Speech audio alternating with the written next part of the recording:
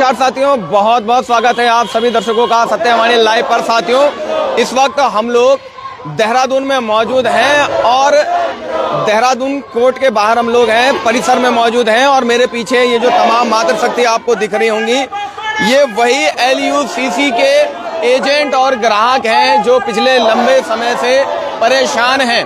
मैंने पहले भी आपको दिखाया था कि ऋषिकेश में बहुत सारे ऐसे लोग हैं जिनका लाखों रुपया LUCC नामक कंपनी में फंसा हुआ है। और आज जो है देहरादून में तमाम लोग एकाग्र हुए हैं। इसमें कुछ लोग ऋषिकेश से भी आए हैं, कुछ लोग हरिद्वार से भी आए हैं, कुछ लोग देहरादून के भी हैं और अन्य स्थल से भी लोग आए हैं। और ये पीछे जहां तक आप नजर डालेंगे तमाम लोग आपको दिख जाएंगे, ये LUCC के एजेंट हैं। मैंने आपको पहले भी बताया था साथियों कि LUCC में ग्राहकों से ज्यादा एजेंट परेशान है, क्योंकि एजेंट इसलिए परेशान है क्योंकि ग्राहक जो है वो एजेंट को जानते हैं और एजेंट से ही पैसा मांगा जा रहा है। जितने भी ये लोग हैं, ग्राहक हैं LUCC के, वो एजेंटों से पैसा मांग रहे हैं क्योंकि उन्हें जो है कंपनी से मतलब नहीं है, कौन कंपनी का चीफ है उन्हें इससे बात से भी मतलब नहीं है। उन्हें केवल अपने पैसे से मतलब है। उन्होंने अपना पैसा दिया था एजेंट को देखकर, वो एजेंट को जानते हैं। और एजेंट जो है ज्यादातर ऐसे लोग थे जिन्होंने अपने रिश्तेदारों को इसमें ज्वाइन किया था, अपने जानने वाले लोगों को इसमें ज्वाइन किया था। और अभी आप ये देखिएगा, यहाँ तस्वीर देख लीजिएगा आप, ये देखिएगा लगभग 300 लोग होंगे ये, और महिलाओं की संख्या बहुत ज्यादा है इसमें। और ये तमाम लोग आप देखेंगे, देखिएगा ये वे लोग हैं जो LUCC के सताए हुए हैं और इनका लाखों रुपया जो है LUCC कंपनी में लगा हुआ है। अभी इस उम्मीद के साथ जो है धरना और प्रदर्शन कर रहे हैं कि कहीं ना कहीं जो है इनकी मांग को सुना जाएगा और जो इनके पैसे हैं, जो फंसे हुए पैसे हैं, वो इन्हें मिलेंगे। लेकिन कितनी सच्चाई है ये देखने वाली बात होगी। तो तमाम लोग हैं, उनसे बातचीत करने का प्रयास करते हैं। आप कहाँ से आए हैं? हम लोग ऋषिकेश से आए हैं सर। ऋषिकेश से? हाँ जी। अच्छा, आपका कितना पैसा है? मेरा 25 लाख है सर, मेरा अपना। एजेंट है आप? हाँ जी। कितने साल से काम कर रही हैं? इसमें मुझे कम से कम 8 साल हो गए सर। 8 साल। अच्छा, पहले ऐसा कभी नहीं हुआ कि पैसे रुक गए हो या किसी को मैच्योरिटी ना मिली हो? नहीं सर, अभी तक ऐसा नहीं हुआ था, लेकिन 2023 से प्रॉब्लम आ रही है। अच्छा, ये माहौल ऐसा खराब क्यों हुआ है जब पहले से कंपनी सही चल रही थी? सर एकदम से हमारे ऊपर से इन लोगों ने कैश आना या पैसा आना बंद हो गया। इस कारण से लोगों को मैच्योरिटी टाइम से नहीं मिल पाई तो लोगों में आक्रोश आ गया। अच्छा, आपके सीनियर जो हैं, आपकी उनसे बात नहीं हो रही? आप कह नहीं रहे कि हमारा पैसा वापस दो? हम अपने सीनियर से बात करें, लेकिन अपर सीनियर तो आपको पता ही है कि जेल में है। तो अब हम भी तो एक सीढ़ी से चढ़े हुए हैं, हम लोग भी तो किसी के जरिए जुड़े हुए हैं, तो हम भी अपने सीनियरों के जरिए बात पहुँचा रहे हैं आगे आगे। अच्छा, आपने कितने लोगों को इसमें ज्वाइन किया? मेरे 108 लोग हैं सर। 108 लोग। हाँ जी। पैसा कितना है? पैसा टोटल 3.5 करोड़ है सर मेरा। 3.5 करोड़ रुपया डाउन में? हाँ जी सर। अच्छा, एक बात बताइए, यदि कंपनी नहीं देती पैसा और ग्राहक आपसे मांगेंगे तब आप क्या करेंगे? सर वही है कि हम लोग कहाँ से रहेंगे। हम तो आज तक सरकार के उससे चले कि भाई इसमें सहकारी, सब कुछ सहकारी से है, और हम लोग सरकार के उससे चले, गाइडलाइन से चले, और हमेशा इसमें ऑडिट हुए हैं, सब कुछ हुआ है, GST गई है, तो हम लोगों ने विश्वास किया है। और जब हमने विश्वास किया है तो शायद हमने उसी विश्वास से हमने आगे लोगों को भी जोड़ा है। और आज हम इस उसमें फंस जाएंगे, हमें नहीं पता था कि हम आज इतनी बुरी तरह से फंस जाएंगे। देखो, जो ग्राहक है ना, उन्हें कंपनी से मतलब नहीं है, लीडर से मतलब नहीं है, वो तो आपको जानते हैं, एजेंट को जानते हैं, और उनका भी यही कहना है कि हम तो एजेंट से पैसा लेंगे। अब सारी जो जिम्मेदारी वो आपके ऊपर है। नहीं, वो आपकी बात सही है सर, लेकिन एजेंट भी इतना पैसा नहीं दे सकता है सर ना। किसी एक एजेंट के बस का नहीं है कि किसी का पैसा वापस कर सके। उसके पास एक ही उपचार है कि वो सुसाइड करे, बस। इसके अलावा उसके पास कोई उपचार नहीं है। हमें या तो सरकार देगी पैसा या हमारी सोसाइटी देगी, अदरवाइज हम लोग किसी का पैसा लौटाने की हमारी किसी की भी औकात नहीं है। अच्छा, सरकार से क्यों मांग करे? सरकार क्यों देगी पैसा? क्योंकि इसमें सारा जो काम था हम सहकारी मंत्रालय के अंदर में करते थे। हमें जो भी एविडेंस दिखाए गए या जो भी हमारे पास जब भी कहीं भी ऑडिट वगैरह हुए तो एविडेंसों में हमें सारा सहकारिता से मतलब संबंधित बताया गया। तो उसी के चलते चलते हम लोग काम कर रहे थे।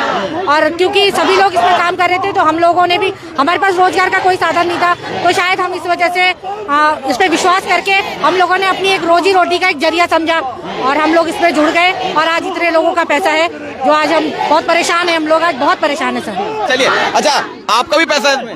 हाँ जी। आप एजेंट है इसमें? हाँ जी। क्या नाम है आपका? तरुण। अच्छा, तरुण मौर्य आप हैं? अच्छा, आपके लिए तो बहुत सारे सवाल दाग रखे ऋषिकेश में लोगों ने। आप तो बड़े एजेंट हैं इसमें, बहुत लोग हैं आपके नीचे, तो क्या कहेंगे, कहाँ से देंगे पैसा इतना? सर जो पैसा है ये सरकार को देना पड़ेगा, क्योंकि सरकार की देखरेख में सारा काम चल रहा था और पहले कृषि मंत्रालय के द्वारा इसको लाइसेंस दिया गया था। उसके बाद सहकारिता मंत्रालय में आई तो लाइसेंस देने वाला विभाग है और विभाग इसकी लगातार जांच कर रहा था और उस लीगलिटी को देख के सभी लोगों ने काम किया और अपना 100 रुपए से लेके और लाखों करोड़ों रुपए सबका निवेश हुआ है। और अगर पैसा की बात की जाए तो अगर उत्तराखंड की बात करें तो 10,000 करोड़ से ऊपर का पैसा निवेश हो रखा है। तो पैसा यहाँ से जब भारत से बाहर गया है तो सारा कुछ जांच एजेंसियों की देखरेख में गया है, क्योंकि पैसा ऐसे बाहर नहीं जा सकता। पैसा बाहर गया है, कई हजार करोड़ों का मामला है। तो ये सब संबंधित विभाग जो है इसमें इसकी जांच पड़ताल करके ये पैसा वापस लाएं और पब्लिक को पैसा वापस दिलाएं। अच्छा तरुण जी, आपके नीचे कितने लोग हैं, कितने ग्राहक हैं?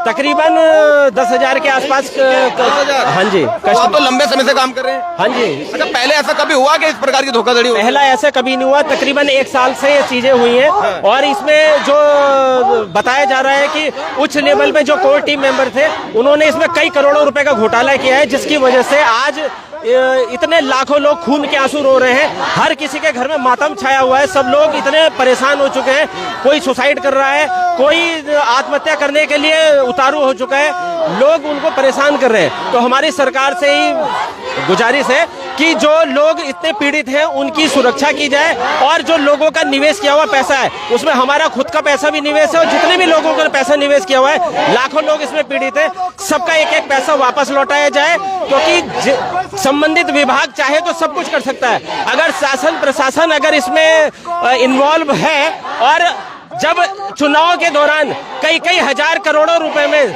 100 करोड़ 200 करोड़ में 500 करोड़ में विधायक बढ़ जाते हैं, उनको पैसा देके उनको खरीद लिया जाता है, तो वो पैसा अगर पब्लिक के पास अगर आए तो पब्लिक अगर उस पैसे की अगर हकदार है तो पब्लिक है, क्योंकि एक व्यक्ति विशेष को पैसा देने के लिए सत्ता में आने के लिए करोड़ों रुपए देने पड़ते हैं।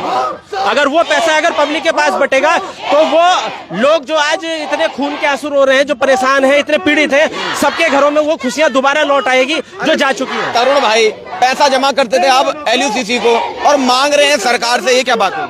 सर सरकार से इसलिए मांग रहे हैं क्योंकि सरकार ने ही लाइसेंस दिया है और सरकार की देखरेख में काम हुआ है। जांच एजेंसियां लगातार इसकी जांच पड़ताल कर रही थी। जांच एजेंसियों ये भी देख रही थी कितने बड़े बड़े बोर्ड लगे हैं, ब्रांचें खुली हुई है, सुविधा केंद्र खुले हुए, जगह जगह सारे सुविधा केंद्र खुले हुए हैं। उसके बाद ये सारा चीजें हुई है, पैसा लोगों का आ रहा है, जा रहा है, सब कुछ गवर्नमेंट की देखरेख में तो हुआ है, तो गवर्नमेंट इसमें पूरी तरीके से इसका भुगतान करवाएगी। अच्छा, आप लोगों को लाभ भी तो बहुत हुआ है। मैंने तो ये सुना है विदेश टूर मिलते थे, कार मिली है, आपका नाम तो बहुत प्रचलित है।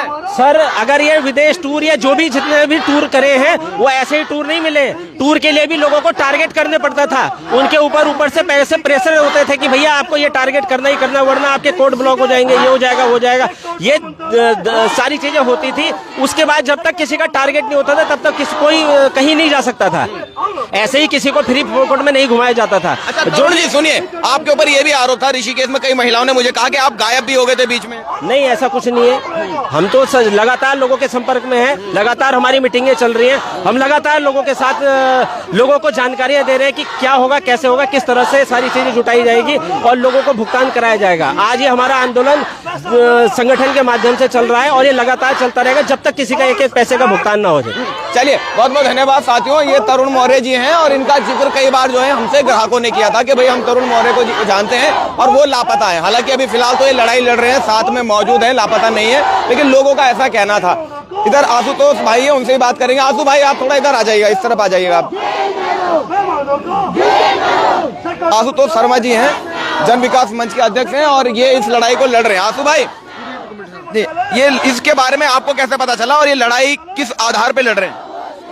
मेरे मित्र भी हैं, भाई हैं संजय बड़थवाल जी और जय सिंह भाई और एक बहन है हमारी रश्मि भट्ट जी, इनकी तरफ से एक जानकारी लगी थी कि ऐसा सा हुआ है कि एक सोसाइटी है Loni urban multi state credit and thrift cooperative society, ये जो है मतलब लाखों लोगों निवेशकों का पैसा लेके फरार हो गई है और जितने और जो इन्होंने एक तरह से लोगों को अपने साथ रखा या जो इनके कोऑपरेटिव प्रमोटर थे या सुविधा केंद्र संचालक, बेचारे ये लोग जो थे एक तरह से शुरू में इन्होंने अपना निवेश करा, बाद में इन लोगों को इन्होंने जो है सुविधा केंद्र संचालक बनाया, एजेंट बनाया, तो ये सब लोग पीड़ित ही हैं कायदे में। और 15 से 20 हजार लोग तो यही पूरे उसमें जो बता रहे हैं हो सकता है डाटा ज़्यादा हो।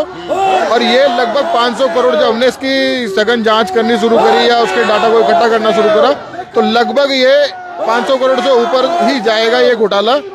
और इसमें कहीं ना कहीं जो संबंधित मंत्रालय विभाग हैं और इनमें बहुत बड़े लोग मुझे लगता है कि इन्वॉल्व हैं, जिनकी वजह से ये घोटाला कहीं ना कहीं अमल में लाया गया। उत्तराखंड के हर व्यक्ति के एक ये रहता है कि रोजगार की कमी है, आजीविका का अवसर कम है, तो हर एक के दिमाग में रहता है, चाहे वो मातृशक्ति हो, कि मैं जो पैसा कमा के ले जाऊं उससे मेरा घर स्वावलंबी हो जाए, थोड़ा सा मेरे बच्चे अच्छी तरह से शिक्षा ले लें, आर्थिक स्थिति सुदृढ़ हो जाए। वही सोच करके सबने अपना निवेश करा। और जो निवेश करने के बाद कई लोग इसमें पदाधिकारी भी बने या जो एक तरह से कर्मचारी इनके बने, वो लोग अपने परिवारों का, अपने रिश्तेदारों का निवेश करा कर फंसे हुए हैं बुरी तरह से।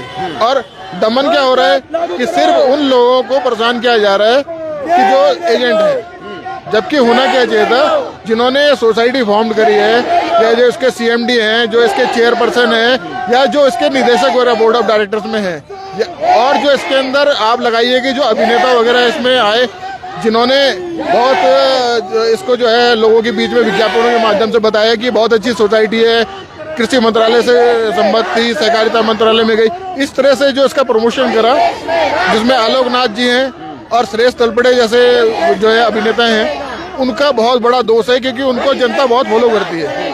जब बड़े बड़े लोग इस तरह की बातें करते हैं तो उसका बहुत नुकसान होता है। आज हम देख रहे हैं, और हमारी जो मुख्य मांग थी कि ईडी इसमें जो है सबसे बड़ी संस्था इकोनॉमिक ऑफेंस है, तो ईडी शामिल हो। साथ में जो है इसमें हमने सीबीआई के लिए भी लिख दिया है, और क्योंकि विजिलेंस कमिश्नर जो चीफ विजिलेंस कमिश्नर है उनको पत्राचार हो चुका है, और सारी अथॉरिटीज में हमने पत्राचार कर दिया है। इस संबंध में जो राजनीतिक हमारे जो प्रमुख हैं उनसे भी मुलाकात की जा रही है, उनको इस विषय में बताया जा रहा है। कुछ टाइम पहले, अभी 2-3 दिन पहले, माननीय बर्थवाल के हमारे भाई हैं जय सिंह जी वगैरह सब हम लोग गए थे, तो माननीय विधानसभा अध्यक्ष महोदय ने कहा था कि इसमें हम पूरा अपनी ओर से पूरा जो है इसमें कार्रवाई का आश्वासन दिया कि हम भी आपको पूरा सहयोग करेंगे। अंत तक आपको लड़ना है, इस लड़ाई को ले लिया है, इसको परिणति को बचाना है और एक एक पैसा उत्तराखंड का वापस लाना है, और इसीलिए हम इस मुहिम को हम पूरी तरह से लड़ रहे हैं। चलिए, बहुत बहुत धन्यवाद। क्या कहेंगे बर्थवाल जी, क्या कितना प्रतिशत आपको आश्वस्त है कि ये जो लड़ाई है ये सक्षम हो पाएगी?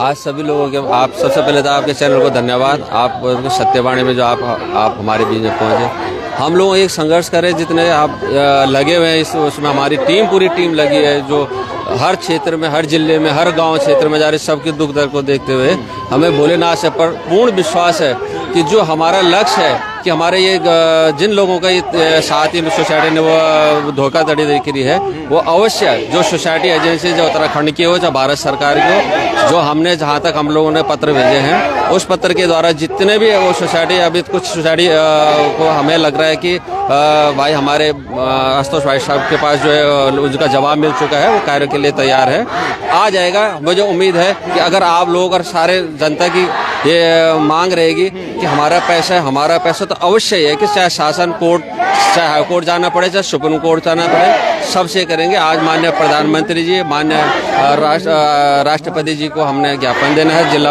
अधिकारी देहरादून के माध्यम से कि हमारी बात वहाँ तक पहुँचे। बाकी हमने उनको पत्र के माध्यम से अवगत करा दिया गया। चलिए, बहुत बहुत धन्यवाद। और साथियों देखिए, लगभग बताया जा रहा है कि 500 करोड़ ये अनुमानित जो है एक आंकड़ा है कि लगभग 500 करोड़ जो है रुपया इसमें लोगों का फंसा हुआ है, केवल अनुमानित है। हो सकता है ये आंकड़ा इससे ज्यादा भी हो और उससे कम भी हो सकता है। फिलहाल जितना हमें बताया हम जो है उसके आधार पे आपको बता रहे हैं। और ये लोग देखिएगा, ये तमाम लोग में हैं जो लगभग पिछले लंबे समय से परेशान है और इनका पैसा फंसा हुआ है। देखिए, बहुत सारे लोग हैं, थोड़ा बात करने का प्रयास करेंगे। अच्छा, आप भी एजेंट हैं? जी, 15 लाख मेरे। 15 लाख जी। और अपना पर्सनल भी है? पर्सनल 13 लाख अपने हैं, 2 बाहर के हैं ग्राहकों के। जी हाँ। अच्छा, कितने साल से जुड़े हैं आप इसमें? 6 साल हो गए।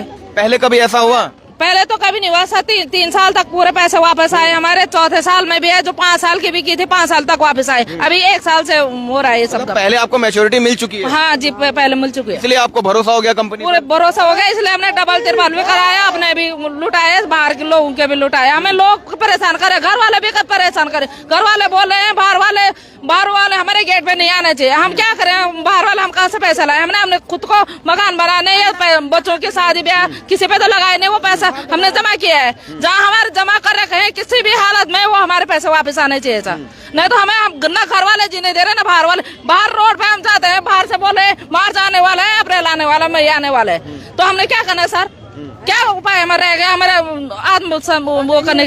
जो ग्राहक है आपके वो आपसे पैसा मांग रहे हैं? हाँ मांगेगा, वो बोले मेच्योरिटी पूरे हम तुमको जानते हैं, वो हमें बोले हम तुमको जानते हैं। अब बोलेंगे भी वो हमारे पास जमा कर रखे उन्होंने। अच्छा, जिनके पैसे पूरे हो चुके हैं उनको नहीं मिल रहे हैं या किसी को भी नहीं मिल रहे? किसी को भी नहीं मिले सर, किसी को भी नहीं मिले। आधे हैं पूरे? हाँ आधे पूरे जितने भी हैं 1-1.5 साल से वो मिल ही नहीं रहे अभी। अच्छा, जब ये पैसा पूरा हो गया था तो आप लोगों ने उनसे कहा नहीं कि भाई अब तो ये पूरा हो गया, मैच्योरिटी तो हमें दिया? तो उन्होंने बोला बाहर से नहीं आ रहे हैं, अभी प्रॉब्लम चल रही है, ये भी नहीं बताया कब तक चल रही है। जनवरी से फरवरी से मार्च से ऐसे गुमराह करते जा रहे हैं हमें। अच्छा, आप देहरादून से हैं? ऋषिकेश 20 बीघा से हम सर। 20 बीघा ऋषिकेश से? जी। अच्छा, और आपका सीनियर कौन है वहाँ? मेरे अपलाइन तो मीरा रोथान है। अच्छा। उसके आगे मैं उस उर्मिला बिष्ट को और मीरा रोथान को जानती हूँ। हम ये 2 माध्यम से हमारे पैसे आगे गए। जी। अच्छा, मुख्य कौन है ऋषिकेश का जो मुखिया था इसमें? मुखिया उर्मिला बिष्ट और गिरीश चंद बिष्ट। अच्छा, आपका कितना पैसा है? मेरा 40 लाख है। 40 लाख रुपया? हाँ। अगर ग्राहक आपसे मांगने लग जाए कहाँ से दोगे? हम लगे हमारे पीछे से पड़े, रोज घर पे आ रहे हैं, फोन आ रहे हैं हमें, मकान बेचो अपना। क्या मकान बेचोगे अपना? हमसे भी बहुत लोगों ने कहा कि चाहे एजेंट अपना मकान बेचे, जमीन बेचे, लेकिन हमें पैसा चाहिए क्योंकि हम एजेंट को जानते हैं। हाँ, हमें भी यही बोल रहे हैं, अपना मकान हम कैसे दे सकते हैं? 40 लाख रुपए। कितने साल हुए आपको इसमें? मैं 2019 में जुड़ गई थी इसमें। अच्छा, पहले इसका लाभ ले चुके हैं, मैच्योरिटी वगैरह आपको भी मिली? 3-3 साल में दे देते हमने लोगों को, हमने दोबारा कर रखा। अच्छा, पहले मैच्योरिटी मिली है, फिर भरोसा हो गया आपको, फिर लोगों ने और पैसा लगा दिया? हाँ, फिर और डबल लगा दिया। फिर डबल लगाया पैसा। हाँ। और वो पैसा वापस नहीं मिला है? नहीं, वो नहीं मिला। आपके सीनियर कौन है? मीरा रोथान है, हमारे पड़ोसी। अच्छा, उन्होंने आपको जोड़ा, आपने और लोगों को जोड़ा। अब देखिए साथियों, यही तो समस्या हुई है।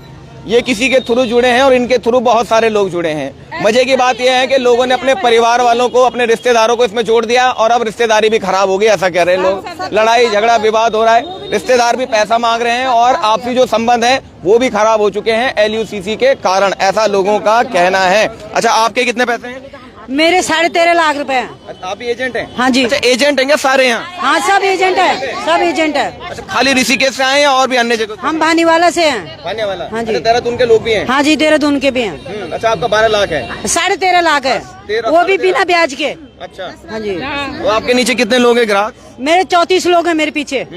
अच्छा, वो तो आपसे पैसा मांग रहे होंगे? मेरे से पैसा मांग रहे हैं सर। मैं जॉब पर्सन हूँ, मेरी ड्यूटी पे आते हैं लोग, मेरे को बोलते हैं मैं तेरा जुलूस निकालते हूँ, जुलूस निकालते हैं, तेरा हुलिया निकालते हैं, तेरे घर में धरना देते हैं, हम कहाँ से देंगे? देखिए, बहुत बड़ा सवाल ये भी है ना कि आप लोगों ने इतना भरोसा कैसे जता दिया इस कंपनी पर? सर, हमने इतना भरोसा इसलिए जताया कि जिस दिन हम जिस कंपनी से ज्वाइन हुए थे उस दिन हमें एक फाइल मिल गई थी, उस पे हमने अमित शाह जी का फोटो देखा था, उनका सिग्नेचर, उनका इनका जो सिग्नेचर था उस कृषि मंत्रालय के अंडर में था, इसलिए हम ज्वाइन हुए। उससे अंडर में नहीं होता, वो कोई सोसाइटी बनती है तो उसे रजिस्ट्रेट कराना पड़ता है, तो वो तो होता ही है, वो बड़ी बात नहीं है। लेकिन आप लोगों को ये जानकारी नहीं थी शायद। क्या कारण क्या था? हम लोग जब हम लोग ज्वाइन हुए तो हमने भी मतलब जो हमारे सर हैं, जो हमारे सीनियर सर हैं GC सर, तो मेरा पहला सवाल था कि सर बहुत सारी कंपनियां भाग गई हैं, तो मतलब ये जो आपकी सोसाइटी, इसका क्या विश्वास है? तो सर ने बोला बेटा किसी सोसाइटी का ATM है,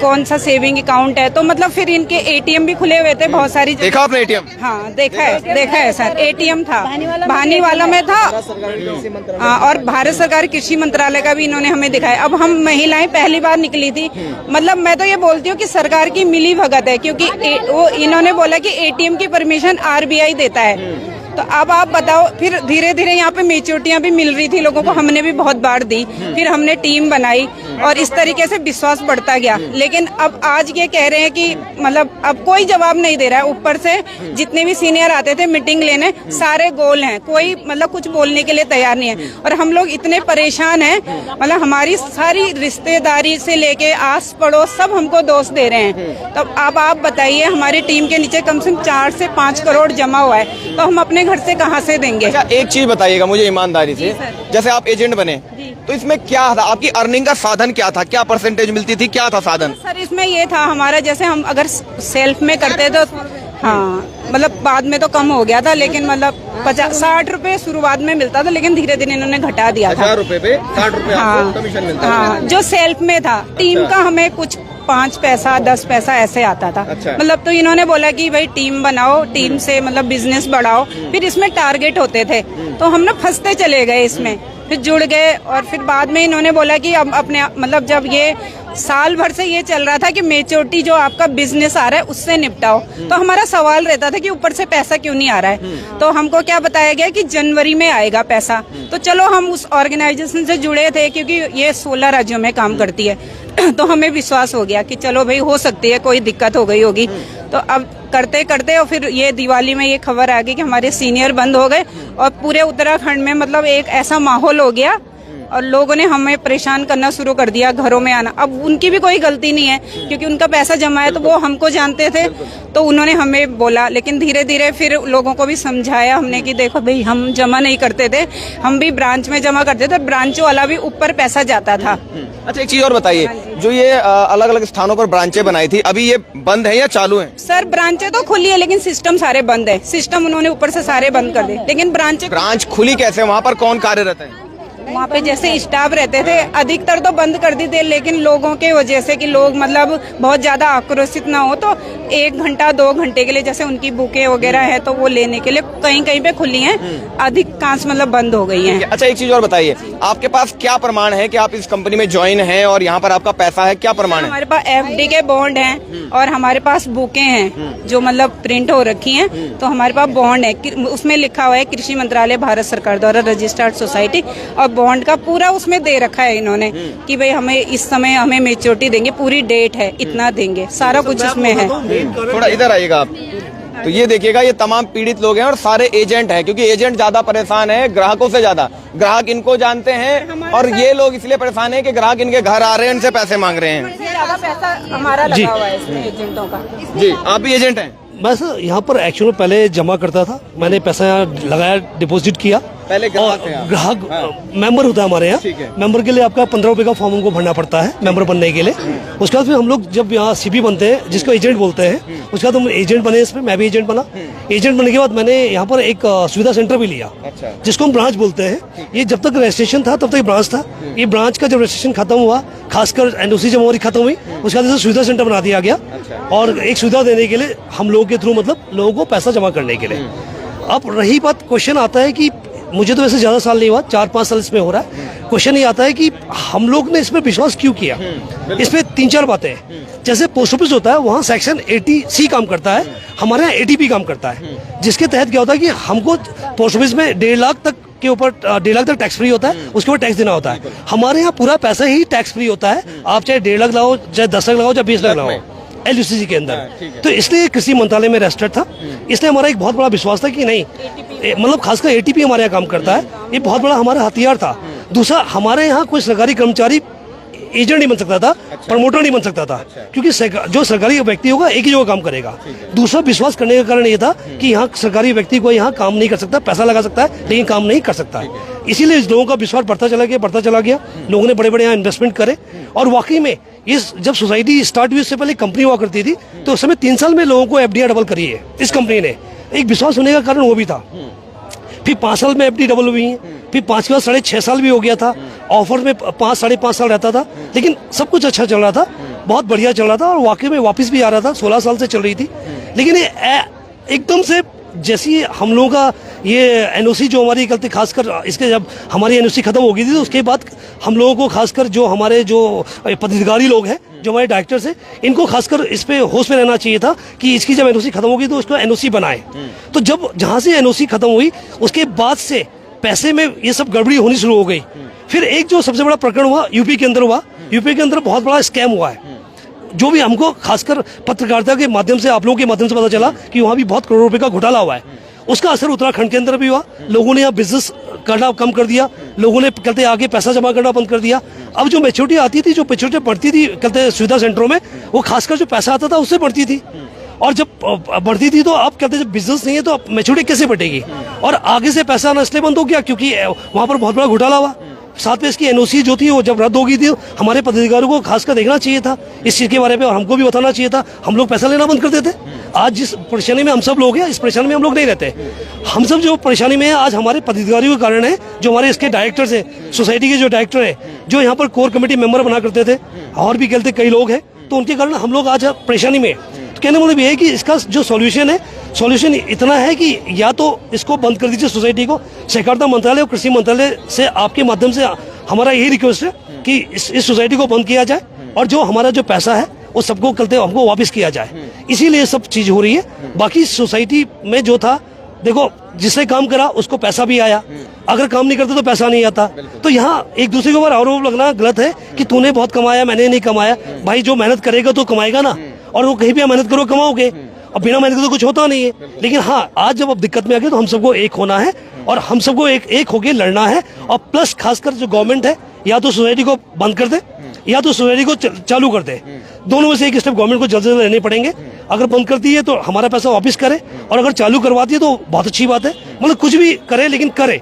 मतलब इस प्रकार से जो पोर्टल बंद है, अब आप लगाओ जो सुविधा सेंटर है, 2 लाख रुपए सिक्योरिटी जमा करने में सुविधा सेंटर मिलता है। अब आप लगाओ कि 2 लाख है, इसका ना कोई ब्याज है ना कुछ है। वो 2 लाख भी सुविधा सेंटर लोगों का फंसा है जिसने सुविधा सेंटर चलाया। तो आज कहने मतलब सुविधा सेंटर वाले भी बड़ी दिक्कत में है। वो किराया कैसे देंगे? अभी आपने क्वेश्चन किया था कि ब्रांचें बंद है, तो ब्रांच खोल कैसे सकता है आदमी?